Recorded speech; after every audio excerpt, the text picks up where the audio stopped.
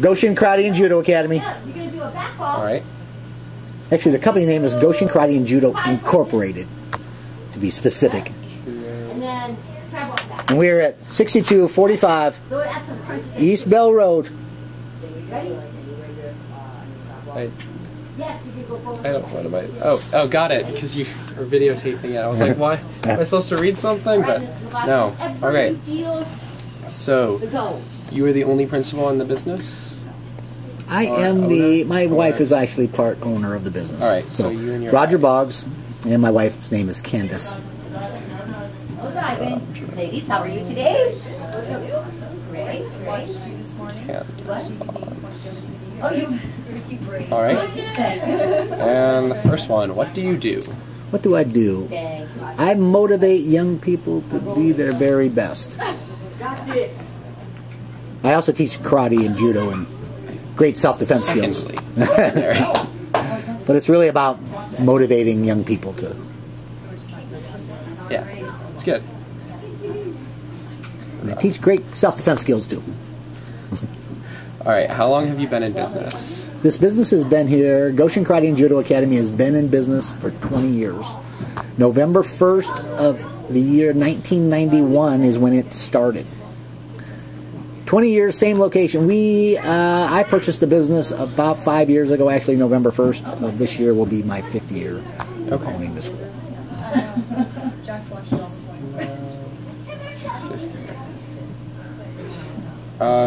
How was the company started?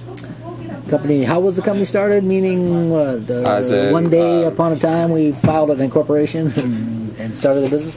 This company was started by Mike and Kathy Anderson. Mike and Kathy, Mr. Mike passed away about 4.5 years ago, but it was started by Mike and Kathy Anderson. Prior to Goshen Karate and Judo Academy at this location, Mr. Anderson taught in the community college and actually, believe it or not, taught in his backyard for about 6 or 8 months. Which community college you taught at? Taught at Paradise Valley. PVCC? Yep, PVCC. Taking some classes there. Yeah. I think they still teach martial arts there in the gym area at PVCC. I know they have some. I know they have some dance classes, but I haven't heard of any martial arts yet. Yeah, there's a keto or something back down. That's cool. So, who do you go to for advice? Who do I go to for advice? I go to numerous black belts in my community. I have fortunate to know people like Sensei Porter, 9th degree black belt in Judo. Dwayne Ethington, 9th degree black belt in Jiu-Jitsu. So I go to many martial arts instructors. I have a friend named Randy Reed up in Wisconsin, 7th degree black belt, owns 5 schools. So I go to other people in the martial arts industry. There's actually a couple martial arts associations I used to belong to. I don't pay them to be friends with them anymore, but MAIA, the Martial Arts Association, NAPMA, the National Association of Martial Arts Professionals. I actually run a Facebook page called the Top 100 Martial Arts Schools in North America and have about 715 martial arts schools that I associate with on that page. So. Okay. On Facebook. All right. What is the most important thing you didn't think of before you started owning the business? Well, the most important thing, let me go backwards. When I purchased the business from Mike Anderson, I asked him what were the 2 things, or what are some of the things he should have done that he didn't do, or the things that he regretted that he didn't do. And 2 things that he said to me, and I still can't do them. He said, I wish I would have put the name of the city in the name of the business, so that it would have been Scottsdale Karate and Judo instead of naming it Goshen. People know what martial arts is. So by naming putting the city of your business into the name of your name, it helps you be found on the internet and Google. Okay. That makes sense what I'm saying? So people are like Scottsdale martial arts, your studio will pop up. Right. So you would automatically become one of those. So putting the name of the city in the name of your business. Second thing he said that he would have done was bought a building instead of renting. Okay. When this school first started, these buildings over here next to us were not there. That was empty lots. So he actually had the ability at the time to buy that lot and build a facility right there. Right. He could have built it big enough that he could have rented out other space, but he would have bought a building instead of rented it, realizing that instead of paying rent for 20 years, He would have owned it by now. Yes, the building would have been paid off instead of paying rent. Right. You feel the urge. Okay. Are you a proprietor, partner, or corporation?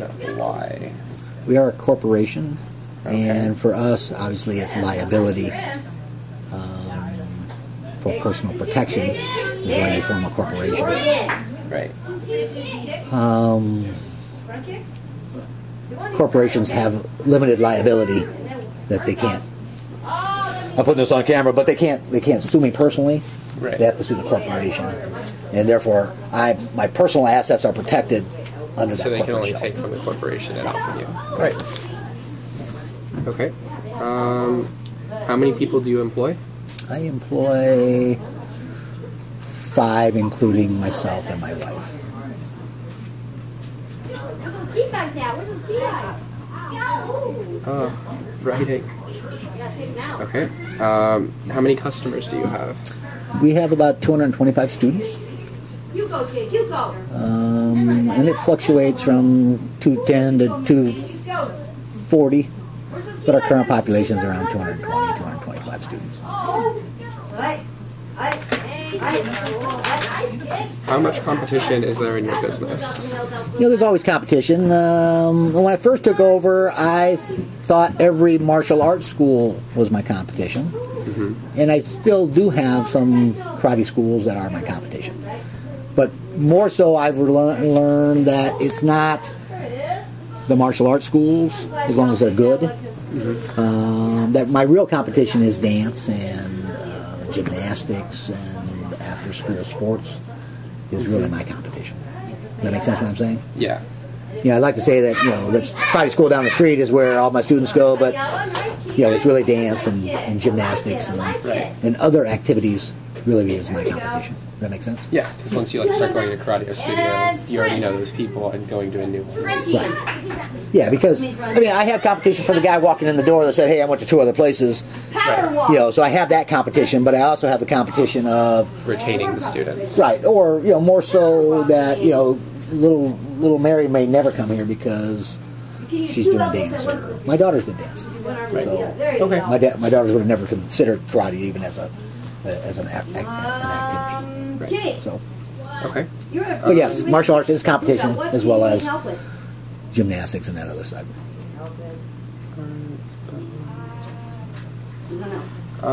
How are you staying competitive? How am I staying competitive? I stay competitive on pricing. 2 things. Competitive is in its term does not necessarily mean pricing. Right. One is I'm competitive in the fact that the school has been here for 20 years. So I have the history and the 20 years in the same location. Right. I'm starting to see the grandkids and the kids. Miss Bev, for example, not only is Miss Bev, but her daughter Kelsey, now Miss Bev's grandson is here. So like 3 generations of a family. You can see that. But competitiveness is cleaning, being, we remodeled. You got to keep your facility up to date. You got to keep it dust free. You got to keep it clean. You got to keep yourself clean and fresh and continue to keep the Let's start out with a little the knowledge of what's going on in the world. Right. Some schools are strictly just a karate school where we're more of a life skills and building self-esteem. So I keep up to date on bullying issues and other things that make me not just a karate school, I guess, if that makes sense. Yeah. Yeah. And in the last couple of years, we really haven't raised our pricing. My rent's gone up every year, but Right. So I'm trying to stay competitive, at least because of the economy the way it is. I kind of not try to raise the pricing. I'm forced to raise it, but and we're actually price-wise. There's a school down the street at $149 a month. We're at $139 a month. So price-wise, I'm actually under my competition. From that standpoint. So pricing is part of it too. All right. Yeah. And what are your plans for the future? My plans for the future. When I first took over the school, Mr. Band, I thought I should have, we should have 3 of these. So you should have 5 Goshen Karates. Have Goshen Mesa and Goshen Cave Creek. And I've since realized that, hey, I'm pretty happy with this one. Although I live on the Carefree Highway, so I'm thinking maybe I should expand up north a little closer to my house, since I drive 25 minutes both ways, to come down here. But I really have, I at one time thought of, hey, I should have, I should franchise and have 6 of these or 8 of these. But I'm pretty happy with if the opportunity arises for an instructor or somebody that says, hey, I'd like to do this, and I want to open one in Flagstaff or an Anthem, yes, I would support that, but I'm not really aggressively going out to expand. Okay. Yes? That's good. And that's all I need. Thank you so much for this interview. You're welcome.